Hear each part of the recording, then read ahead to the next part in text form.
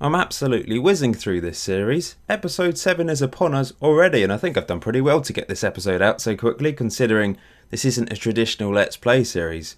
But basically, I'm just really enjoying this save, and I'm also enjoying immersing myself in this universe and escaping from real life football. It's not looking good for West Ham, is it? Awful season. Hopefully, this fourth season will be just as good, if not better, than the third season, because of course in the third season we won the domestic treble and got through to the Champions League final for the second season in a row. But for the second season in a row, unfortunately, we did lose in that final. But overall, a magnificent season. Now this 2022-23 season is going to be a bit different because of course it's World Cup year, but it's not a summer World Cup, it's a winter World Cup being held in Qatar. England have managed to qualify for this competition along with all these other teams as I scroll down. So this year's going to be a little bit disrupted. We're actually starting the Premier League season in July. Now I was really confused because I thought, why on earth are we going back for pre-season in mid-June? My squad came back literally about 2 weeks after they'd gone off because of course last season, it keeps changing this, it's really annoying. Okay, Golden FM view. Last season, Champions League final, 28th of May we played that game. And then this season we came back like 2.5 weeks later, so the squad hardly got a break. I was a bit confused, but then I realised, a light bulb moment, I realised it's the World Cup in the winter, so we're actually playing quite a few games before this point here. So up until the 2nd of November 2022 all these games are being played, and then there's going to be a break for the World Cup, and we come back just before Christmas for a game against Liverpool. Massive game to come back for, of course. We've got off to a good pre-season, as you can see. 9-0 win, 12-0 win, 4-1 win, 2-0, 4-0. And then we beat Man City in the Community Shield on penalties. Belotti actually missed the first penalty, but Haaland, of all people, managed to miss a penalty. By the way, he's an absolute monster. 22 goals in 29 games for Norway. He's 22 years old now, moved to Man City for £70 million. He actually stayed at Red Bull Salzburg for a couple seasons, which is a little bit surprising. But eventually he was picked up by Man City. Didn't play so much in that first year, but last year, 20 goals in all competitions. I feel like he scored against me. But we beat them. We beat them on penalties. Declan Rice was captain. He was man of the match. He is our captain as well, of course. First year last year as club captain, earning 170k a week. Now we've improved some of the contracts, we've renewed them, we've extended them, etc. So there's lots of players earning lots of money now at the club. In fact, we're actually spending 2.5 million pounds on wages, except that is going to go down a bit because I think we've got another player leaving soon. We've got no transfer budget. We've spent everything, and I'll walk you through the transfers in a second. This is the squad, the first team squad for this fourth season. You'll see a few new faces, but not a huge number. A few players have left as well. There's a few players coming in. As always, I'm looking for wonder kids, particularly from Colombia. So there's a few that are coming in. There's a few that have been cancelled basically because they've got no money, I think, or they've rejected the contracts. But there's a few players coming in over the next couple of years, young players from South America in particular. And we did get rid of a few players, but not so many as last year. It wasn't quite so busy a transfer window as last year. If we look at the players leaving on a free or released players, only a couple left. Peter Stroud and Zhu, the Portuguese player. So those are the only two that we actually released. We've loaned out loads of players. Once again, my under-23s aren't playing in the league. For some reason, I didn't even get invited to the under-23 league this year, which is a bit irritating because I was actually going to take part in Premier League 2 or whatever it's called, but I wasn't even invited. So they're just going to be playing a load of friendlies again, and in the leasing.com trophy, the Checker Trade trophy, the Johnston's Paint trophy as it always used to be called. So they'll take part in that, but nothing much. But once again, I've loaned out the majority of the under-23 squad, as you can see here. And a few of these players are actually first-team players that are just building up their fitness in that list of players there.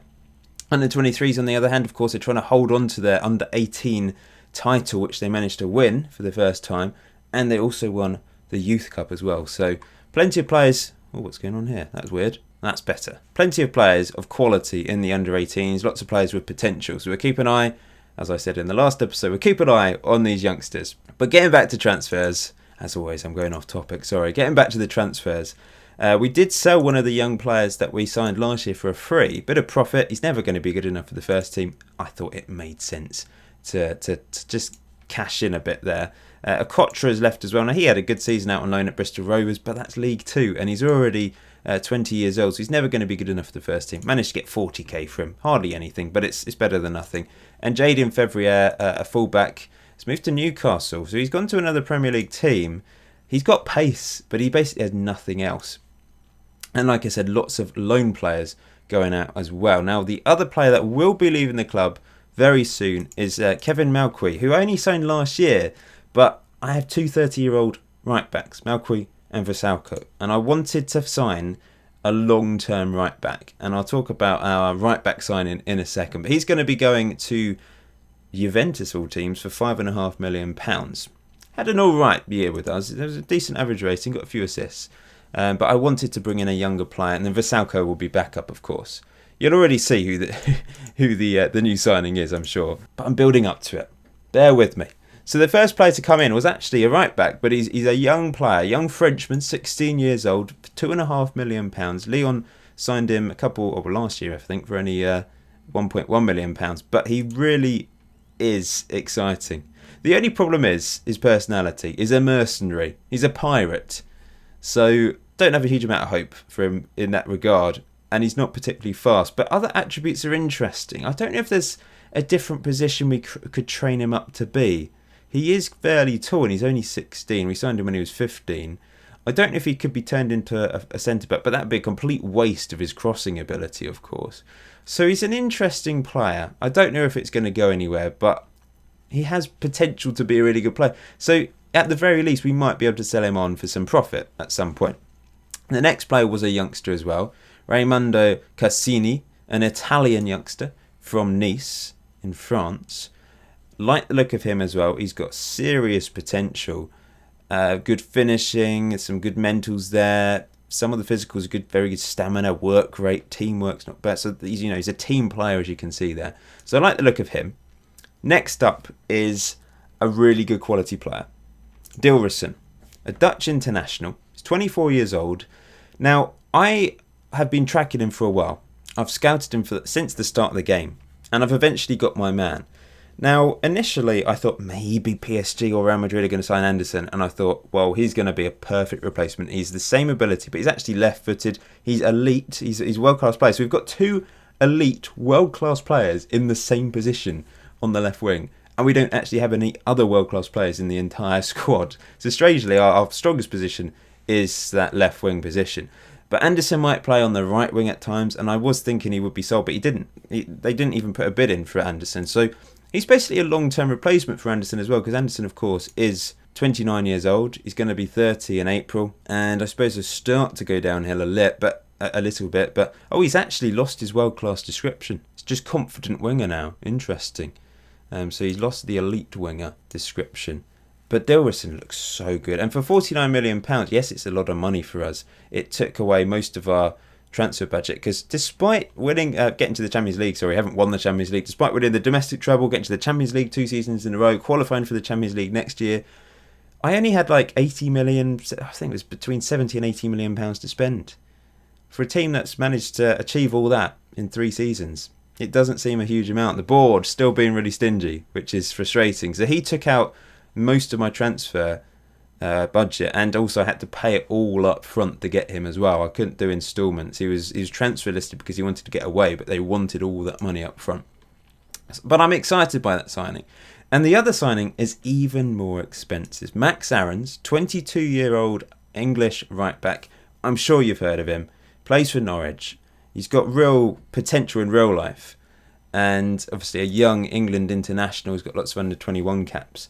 And yes, we have definitely overpaid for him, £52 million. But I only had about £15 million left to spend. So I tried the thing where you ask the board to try and sign this player on your behalf. And they actually agreed to it. David Sullivan actually agreed to try and sign him.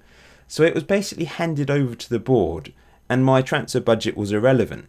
Yes, it used the last £15 million of my budget, but it also used £40 million that wasn't there before. They just took it out the bank balance, I suppose. So I got my man that I wanted. Now, I'd been scouting various English right-backs. We know England has a plethora of right-backs at the moment. Trent Alexander-Arnold, of course, is the best. He's a world-class player, could play in multiple positions, but of course he is a right-back mainly. But there's also others. There's Kyle Walker, of course. In real life we've got Trippier, but by this point he probably won't be playing. But there's lots of young options as well. Max Aarons was probably the best of that bunch, I would say. There was quite a few other options, but I went for Max Aarons in the end, and I'm pretty pleased to get him. He's a quality player. Also, he didn't want crazy wages because he's still fairly young, I think. And for English players, you have to pay. And I wanted to get a player that at least was homegrown in that position because of the quota. You need to have a certain number of homegrown players, especially for the Champions League. So I was, we look at the team. It's very multicultural, players from all over the world.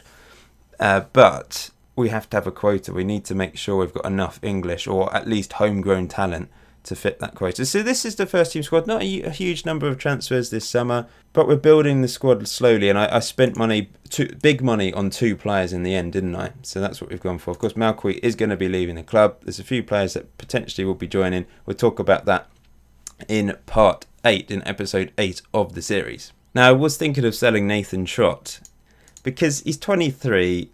He's never going to be our first choice goalkeeper. He is backup. But I just thought maybe we could get in a better backup at some point. But we've got absolutely no money. No one's bid for him. But I have promoted Kurt Christensen, our Danish. I'm not sure if he's a wonder kid, but he's got serious potential. He's only 17 and he's already as good as Nathan Trott and has the potential to be a quality Premier League goalkeeper in the future. So I've promoted him, and he'll probably be the backup. I suppose him and Nathan Trott can share that duty. If Adoro gets injured, we're in a little bit of trouble because we don't have a really good goalkeeper that can slot in, and we're going to have to rely on our defence being really good. The other player to get promoted to the first team is Ajebola Elise, who will also help with the homegrown quota. He's a decent centre-back. He's been on loan a couple times during this series so far, but never played in the first team. He's got some very good attributes. Like, his actual centre-back attributes are very good, like heading, marking, tackling, decisions, positioning, that sort of thing. But it's all these other things, like he's got 1 on corners. But that doesn't matter. He doesn't need to be good at corner taking. Flair too, leadership too. Not great for a centre-back, but it doesn't matter too much. So all the other sort of technical attributes are pretty awful. But he's good at what he needs to do. He's good at being a centre-back, I suppose. So, yeah, he's been promoted as well. I don't know if anyone else has been promoted to the first team. If I just scroll down a second, I think that is it. We'll hopefully see even more from Dean Garner this year. Of course, he won us the FA Cup final, didn't he, at the end of last season. So hoping he can push on, especially now that Yarmolenko has just picked up a pretty bad injury, between 7 weeks and 3 months out. He is an injury-prone player, but when he plays, he is outstanding. He is unstoppable. And I thought we'd hang on to him. He's got 1 year left on his contract. I don't think we can trigger a clause. No, we can't. And I was tempted to sell him on, but I think I probably would have got no more than 10 million because of his age and maybe his injury record as well. So I thought, let's just get the best out of him for the last year, and then maybe at the end of the season, if we haven't really been able to find someone that can replace him, then I might try and convince him to stay for another season. We'll see. Belotti, unfortunately, has also got injured for the opening game of the season. Masuaku, likewise, is injured too.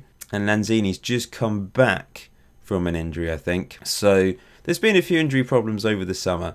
I'm really happy with the squad overall. Yes, it's not improved massively, but I think we'll do well. So we've got off to a pretty good start to the season. It's the 1st of September, and we've won our first few games. We beat Aston Villa 2-0, Newcastle 2-1, Arsenal 3-1, Everton 1-0, Leicester 3-0, and then 2 3-0 wins against Watford in the Carabao Cup and the Premier League. So we are flying at the moment. We are top of the table after 6 games. hopefully it continues. Unfortunately, we're not going to have another invincible season. We have been defeated by Man City in the Premier League 1-0 away from home. So that's unfortunate. But we've had a few injury problems this season. Other than that, we've either won or drawn all of our games. We beat Reading 1-0, Fenerbahce in the first Champions League game 3-0. We drew 0-0 against Wolves. We beat Shakhtar 1-0. We beat Lyon 3-1. We beat Chelsea 2-1. We beat Chelsea 5-0 in the Carabao Cup. And recently drew 1-1 against Spurs. We are second in the league. We're 5 points behind Liverpool, so it's going to be tough. They're unbeaten so far.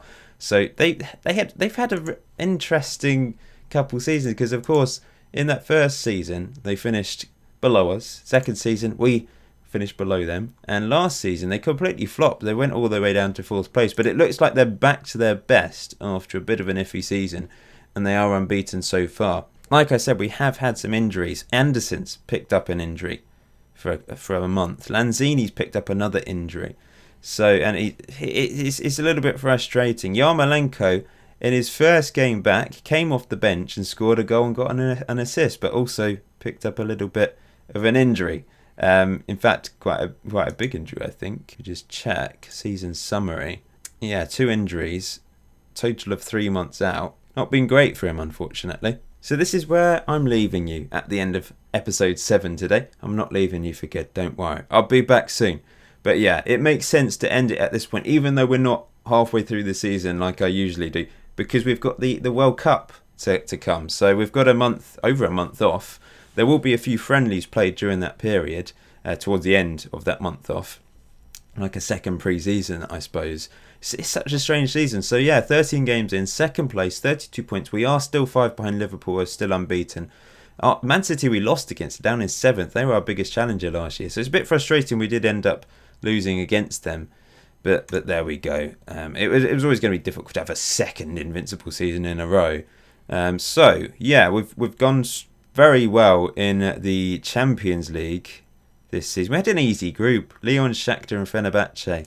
No disrespect to them, but it was certainly an easier group than last year. We've topped the group, 16 points. We did draw against Lyon in the other game, but we also beat Fenerbahce 4-0 and Shakhtar 3-0. Yarmolenko, back from injury again, by the way, and his second return, he scored a hat-trick and got 2 assists in a 6-1 thrashing against Swansea. That was brilliant. Dilrosun, he's played pretty well. I mean, the whole team has been brilliant again, but I'm really impressed in particular with our new signings. Max Aarons has done very well. He's got 4 assists and a Man of the Match award and a 7.31 average rating.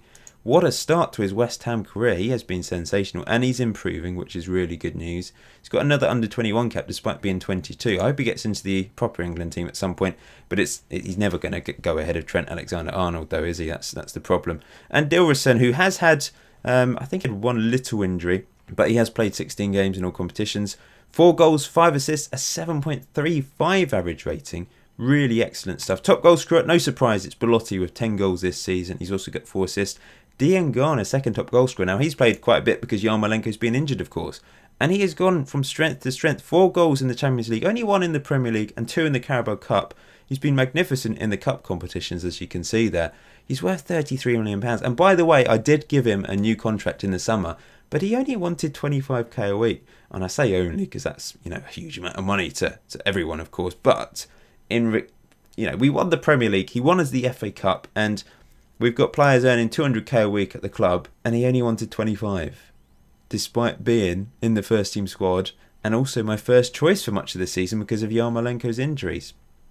But Yarmolenko, despite only starting 3 games and getting 1 sub appearance, he's got 5 goals and 3 assists. He just keeps going.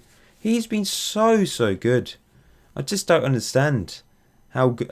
I mean, it could be because of the tactic. This inside forward on attack duty just seems to get goals regardless of if it's Yarmolenko or Diangana. Olmo, when he plays there as well, tends to score as well. So it does seem to be the tactic is really benefiting that particular position. I think it's also because they're very good players. Anyone that plays there, we've just got an excellent squad. So anyone that plays there seems to perform well. But also the left winger, most of the team. Pretty much all the team. There's not really a position that underperforms. I've always found it difficult to maybe get a defensive midfielder to perform well. And the goalkeeper ratings do seem to be, not great again since the public beta update. Like on the original FM20, the goalkeepers used to get really good ratings because they were saving so many one-on-ones. But now there's less one-on-ones. It's gone back to the old problem of them not getting very good ratings despite playing well. Like he's got so many assists, not assists, clean sheets, 10 clean sheets this season in under 20 games, I suppose. And, he's got 7 clean sheets in the Premier League. And he's not getting very good ratings. It is frustrating. So that's that was the one good thing about the first version of FM20, that goalkeeper's got good ratings. And since then, since the public beta that I've installed, it's gone back to that old problem. But in some ways, it was completely inflated by the fact there was way too many one-on-ones and strikers always missed them. So I suppose this is, I don't know, it's tricky. I think they're finding it really difficult to try and get goalkeepers to get really good ratings. Anyway, I'm rambling here. Rest of the team has been excellent as well. If we look at average rating, Badiashile at the top, but he's only played 1 game. Then Yarmolenko. Varshalko's played well when he's come in, so it's not just Max Aarons playing well at right back. Varshalko's still doing a good job. There's only a few players with under 7, really, looking at that. One of which is our first choice centre-back, Cardoso. I don't know, maybe Perosa should be first choice. Oh, what's going on here?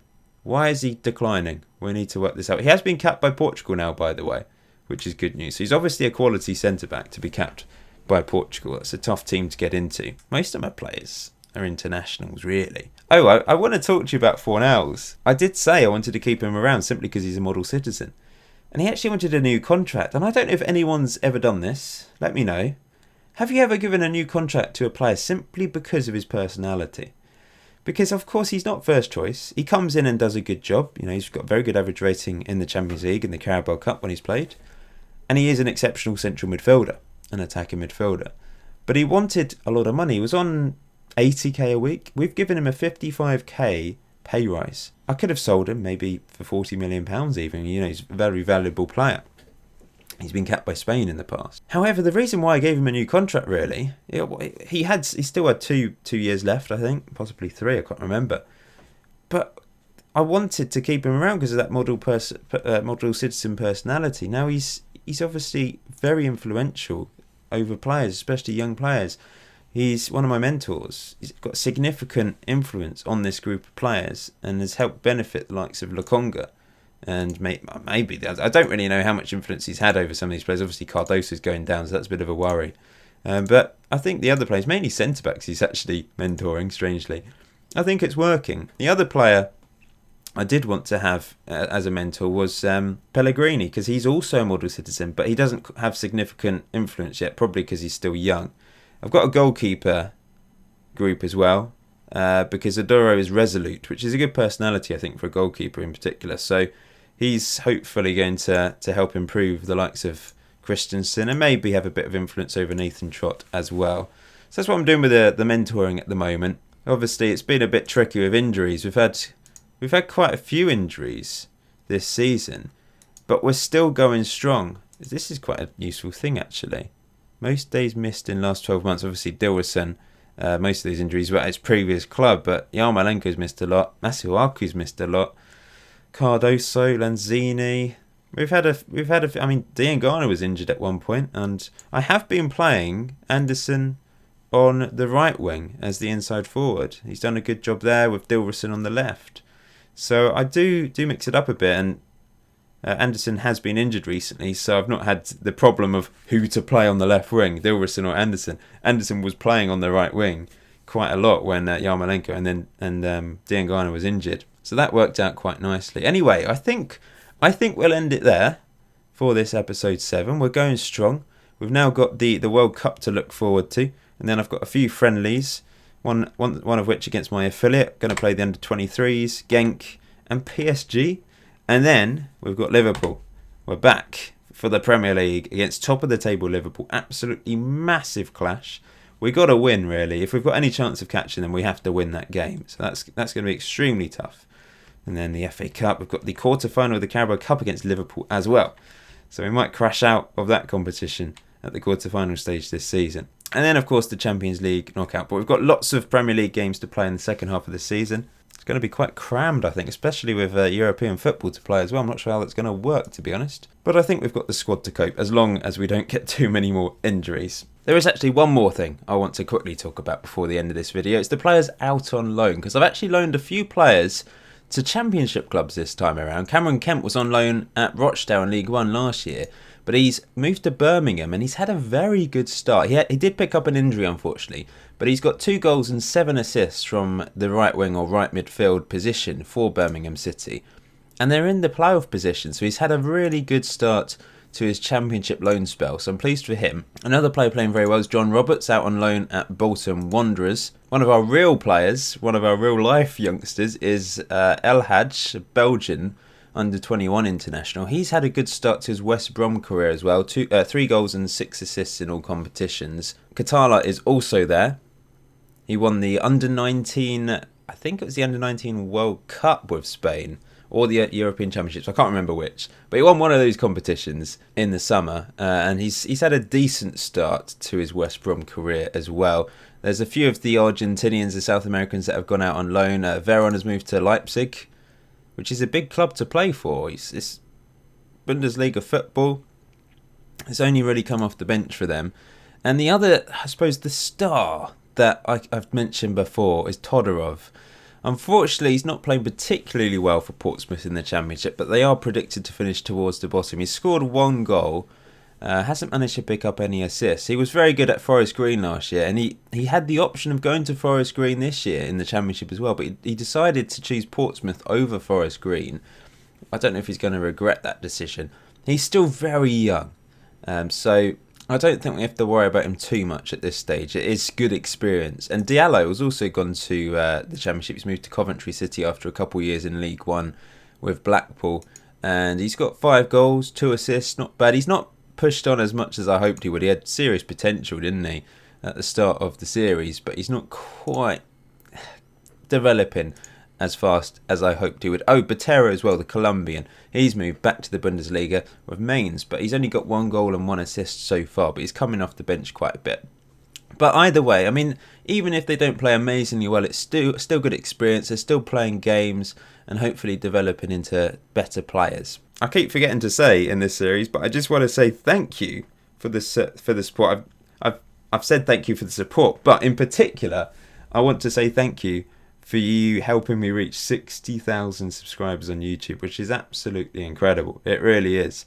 If you haven't subscribed and you watch this series, then please hit that subscribe button, because I have noticed that actually, look at my analytics, if you look at all the views, 70% of them come from non-subscribers. Now that might be because you haven't logged into your YouTube channel. You might have subscribed with your YouTube account, but don't log in or something, so I get that. But if you happen to have not subscribed but you do watch this series, then it would be great if you could. It doesn't mean a huge amount massively, but it motivates me. It helps motivate me to keep going. And also it should mean that my videos appear on your home screen, although the algorithm on YouTube is weird. I don't really know how it works these days. I don't think they know either. It's got a mind of its own. But yeah, thank you. It really is special. I've been doing this since 2012. Not constantly, on and off at times, and maybe not as consistent as some people. But it's going to be 8 years in the summer since I started, and I've hit 60,000, so I'm really, really chuffed with that. But until next time, enjoy FM20, enjoy the rest of your day. See you very soon.